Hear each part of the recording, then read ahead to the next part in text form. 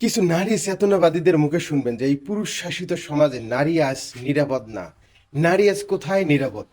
কুড়িগ্রামের সেই ঘটনাটির দিকে তাকালেই বোঝা যাচ্ছে যে নারী স্বয়ং তার মায়ের কোলেও নিরাপদ না, তার বাবার কোলেও নিরাপদ না। আমি হ্যাঁ 15 বছরই মেয়ে জান্নাতির কথাই বলছি।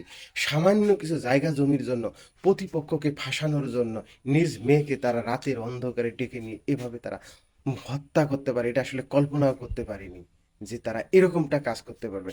আমি আজকে বিস্মিত হয়ে যাচ্ছি যে আমাদের সমাজেরটা কোথায় চলে যাচ্ছে, সমাজের মানুষদের মন মানসিকতা আজ কোথায় চলে যাচ্ছে, মানুষের মন মানসিকতা কেন এতটা নোংরা হচ্ছে সামান্য কিছু জায়গা জমির জন্য। আসলে মরে গেলে তো সবই শেষ, শুধু আপনার সম্বল হবে 3.5 হাত মাটি। তা আসলে যদি আপনার 3.5 হাত মাটিই আপনার হয়, তাহলে এত জায়গা জমি দিয়ে কি করবেন?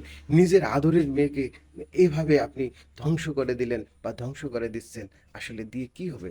আমাদেরকে এই সমস্যাগুলো থেকে বেরিয়ে আসতে হবে।